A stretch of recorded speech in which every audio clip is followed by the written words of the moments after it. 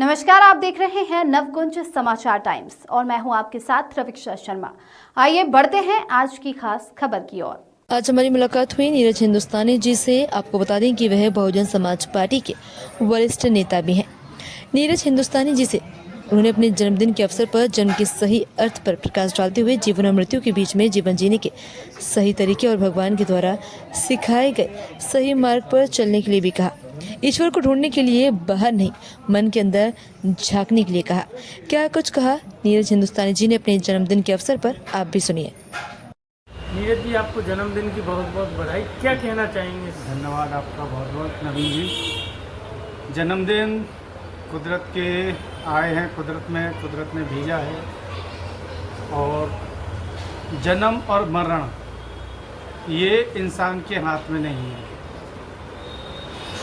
किस जाति में जन्म लेना है, किस धर्म में जन्म लेना है, ये भी इंसान के हाथ में नहीं है। और मरण का होना ये भी नहीं है। तो जब और इस जन्म से मरण तक की जीवन की यात्रा को ही अपन लोग अच्छे सत्कर्मों के द्वारा तथागत के बताए हुए मार्ग मंदिर, तथागत ने जो इतना बढ़िया मंदिर बता दिया कि मन के अंदर ही ईश्वर है, लेकिन अपन लोग कहाँ खोजते हैं उन्हें? बाहर। जबकि अपना जो सनातन धर्म है, अध्यात्म है, उसके अनुसार मन के अंदर ही ईश्वर, अल्लाह, जो कुछ भी है, भगवान, गॉड, जीसस, वाहिगुरु, सब अंदर ही है। बाहर तो धंधे होते हैं, जैसे हम अपना कार्ड का धंधा कर रहे हैं, ऐसे धर्म का धंधा होता है। लेकिन मन के मंदिर में शुद्ध धर्म है। आप किसी के साथ चीटिंग न करें, ईमानदारी से अपना काम करें, सदमार्ग चले, सदकर्म चले। यही हमने बाबा साहब से सीखा है।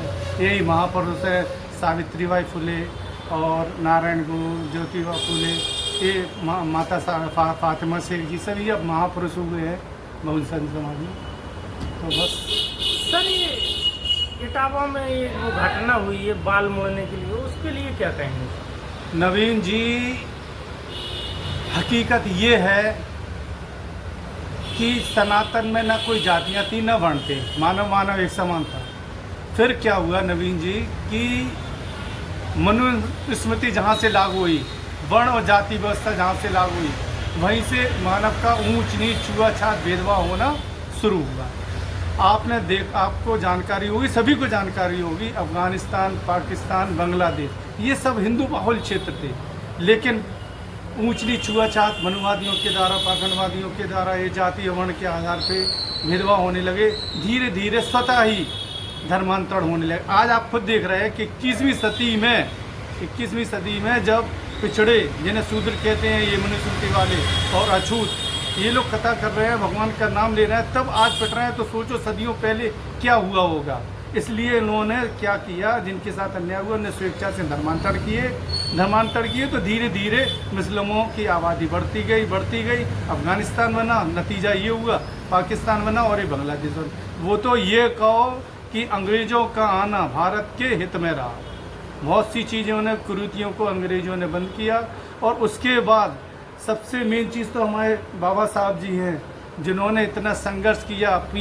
पानी पीने का अधिकार नहीं था, छुआछूत, ऊंच नीच, भेदभाव, और किस विषम परिस्थितियों में उन्होंने अपनी पढ़ाई को अंग्रेज़ों के कारण पढ़ने को मिला। नहीं तो मनुस्मृति होती तो पढ़ने का मौका ही नहीं मिलता। तो बाबा साहब के लम्बे, आज हकीकत में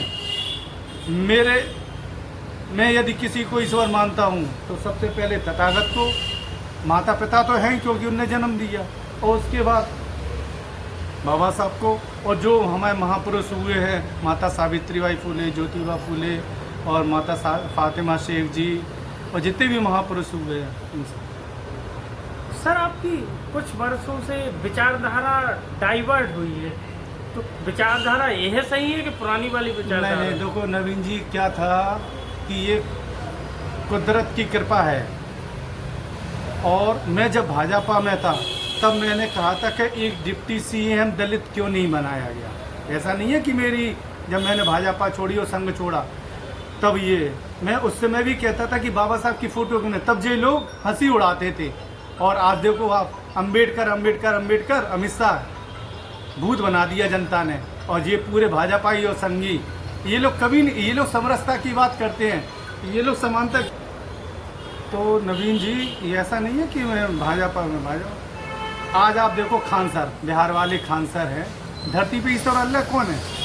यही जो गुरु हैं, जो आप देखिए कि गरीब से गरीब बच्चों को 200 रुपये में पढ़ा देते हैं और विकलांगों से तो पैसे ही नहीं लेते हैं। तो ऊपर थोड़ी ना कोई भगवान बैठा है या ईश्वर बैठा है या अल्लाह बैठा है। आपके अंदर और हमारे अंदर सभी जीव ही में तो ईश्वर है। कुदरत ईश्वर क्या? कुदरत ईश्वर ही सब कुछ है। हम सब के अंदर जीव है, यानी हम ईश्वर है। यदि अच्छे कर्म कर रहे हैं तो ईश्वर है, और गलत कर्म कर रहे हैं तो राक्षस हैं। तो ऐसा है, भाजपा में भी थे तो उस समय भी हम ये सब बातें रखते थे कि डिप्टी सीएम बनाओ, लेकिन नहीं बनाएंगे। भाजपा संघ में हम 40-45 साल रहे हैं। आज मेरी 53 साल की उम्र हो गई।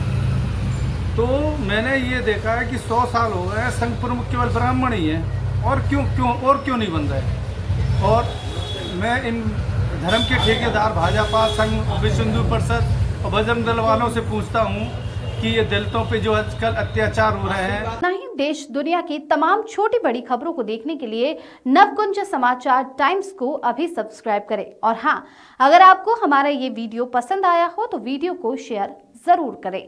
नमस्कार।